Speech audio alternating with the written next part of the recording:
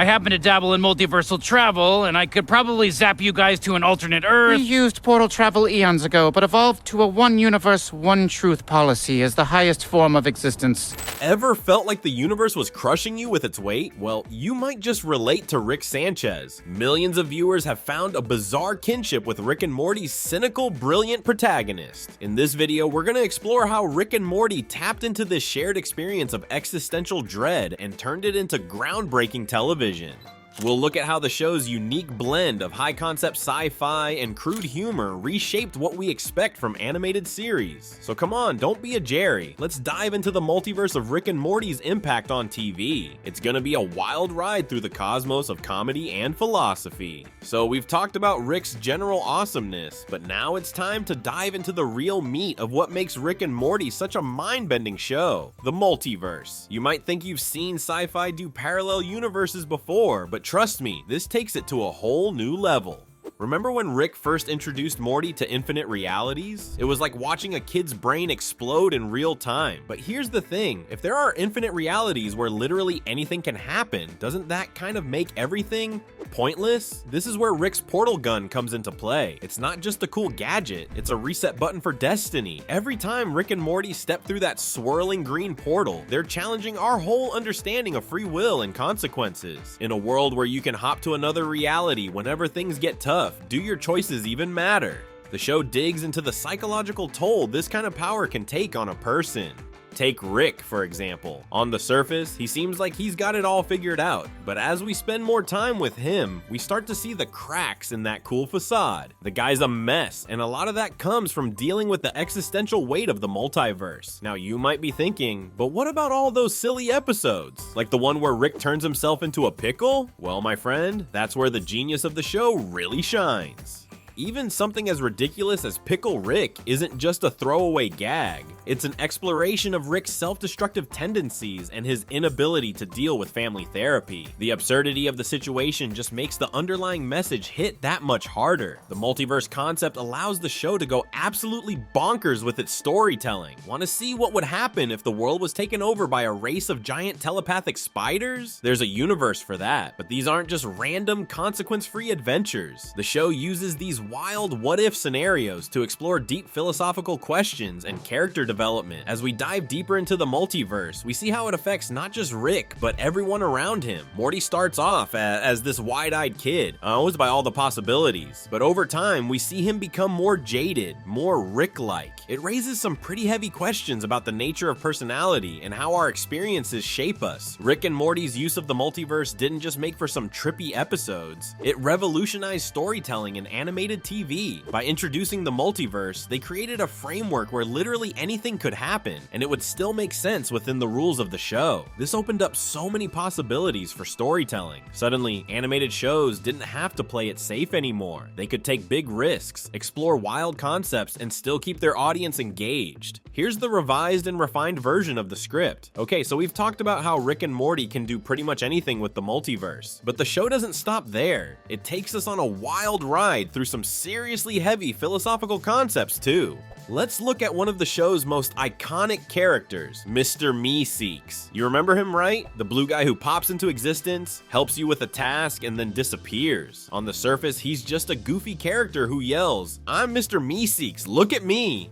But there's actually a whole existential crisis wrapped up in this blue package. Think about it. Mr. Meeseeks exists solely to complete a task and then cease to exist. His entire purpose is to die. It's like if your whole life was just about finishing one project at work and then you're done. Pretty heavy stuff, right? The show is asking us to think about purpose and fulfillment in a way that's both hilarious and kind of tragic. But Rick and Morty doesn't stop there. Remember the episode where Morty experiences true level? It seems like a silly concept at first. Morty gets to stand on a perfectly flat surface and loses his mind over how good it feels. But it's actually a clever way of exploring the idea of platonic ideals. Plato argued that for every object in our world, there's a perfect ideal version of it in another realm. By letting Morty experience true level, the show is basically bringing that concept to life. And let's not forget about the time Rick created a miniature universe to power his car battery. That entire episode is basically a crash course in existentialism and the nature of reality. It's asking us to consider whether our own universe might just be a science experiment created by some higher being. But here's the real genius of Rick and Morty. It manages to tackle all these heavy concepts without ever losing its sense of humor. It's not afraid to follow up a deep philosophical question with a fart joke. And somehow, it works. The show finds humor in the absurdity of existence itself. This blend of highbrow concepts and lowbrow humor is what sets Rick and Morty apart. It's actively engaging with complex ideas in ways that are accessible and entertaining. It's taking the kind of discussions you might have in a college philosophy class and putting them into a format that anyone can enjoy. And that's really changed the game for adult animation. Before Rick and Morty, most adult cartoons were content to stick with crude humor and pop culture references. But Rick and Morty showed that you could go deeper, that you could challenge your audience intellectually while still making them laugh. It's like the show's comedy is a Trojan horse for deeper themes. You tune in for the laughs, but before you know it, you're questioning the nature of reality and your place in the universe. And the best part, you're having fun while you do it. Alright, so we've seen how Rick and Morty plays with our minds, but what about the way it messes with its own structure? There's a reason some episodes feel like they're actively mocking what a TV show should be, and it's pretty genius. Most shows follow a standard formula: beginning, middle, end, with character growth and tidy resolutions. Rick and Morty, though, it's like they took that formula on a wild ride through a kaleidoscopic maze. The show doesn't just break the fourth wall, it obliterates it, rebuilds it, then blows it up again for kicks.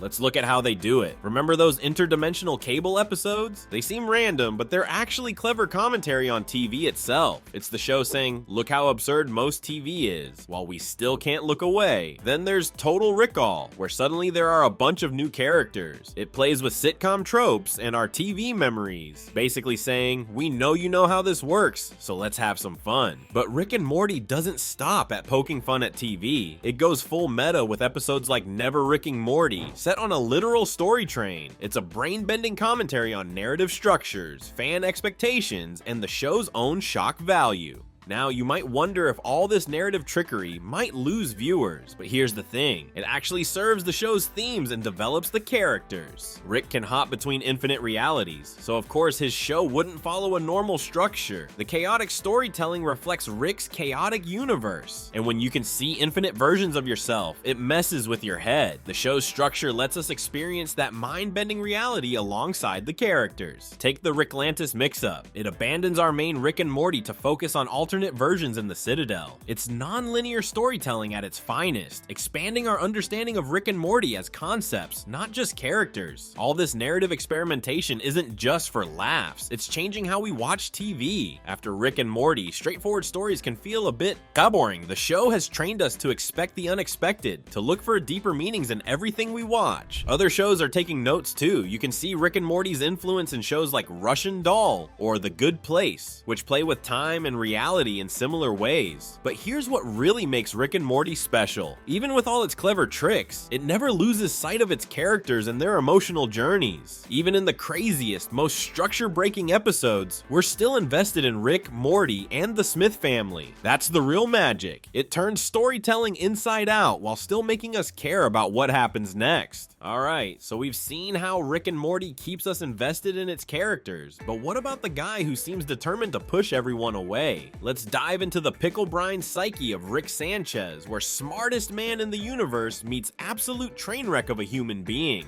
Rick is way more than just your typical mad scientist. He's like Doc Brown from Back to the Future, but with a bad divorce and a drinking problem. The show makes us root for this galactic troublemaker by showing us glimpses of the man behind the flask. Sure, Rick's a jerk most of the time, but we see moments of genuine care for his family. Remember when he sacrificed himself to save Morty? But don't worry, the show doesn't go soft on us. Rick's darker side is on full display too. He destroyed an entire reality in the Cronenberg world incident and enslaved a micro-universe to power his car battery. Not exactly Father's Day card material, right? As the series progresses, we start to see cracks in Rick's armor. We learn about his traumatic past, failed marriage, and the guilt he carries for abandoning Beth. His relationships with his family are a mess of contradictions. He loves Beth, but can't get close to her. He treats Morty like a sidekick one minute and risks everything for him the next. And Jerry? Well, that's like watching a cat play with a really dumb mouse. Here's the kicker. For all his flaws, Rick is weirdly relatable. Who hasn't felt like the smartest person in the room sometimes? Or struggled with getting close to people? Rick takes these human feelings and cranks them up to 11.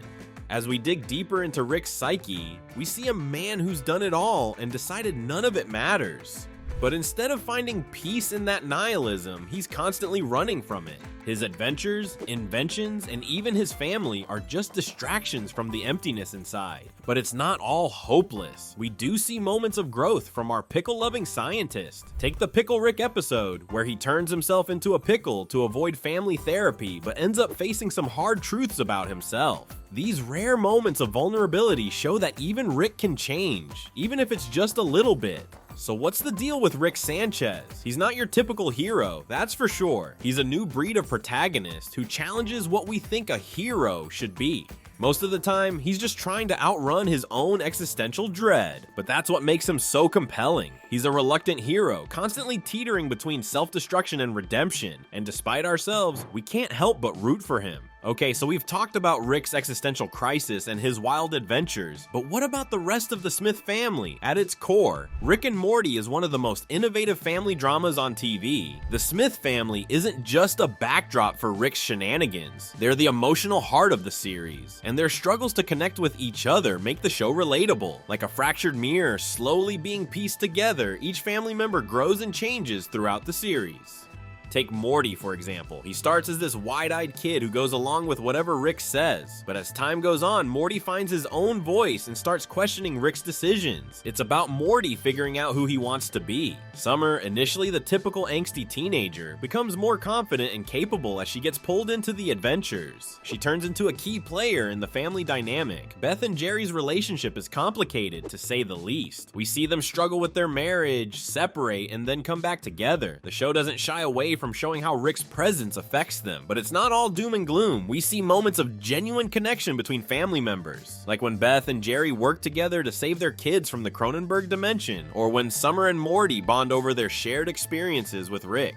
These family dynamics do more than provide emotional depth. They ground the show's wild sci-fi concepts. When Rick creates a miniature universe to power his car battery, it explores how his actions affect his family and the moral implications of his choices. And let's not forget Jerry. His struggles to find his place in the family are actually pretty relatable. Who hasn't felt insecure or out of their depth at some point? The genius of Rick and Morty is how it balances these family dynamics with its high-concept sci-fi adventures. One minute you're laughing at an absurd alien creature, the next you're hit with a poignant moment between family members.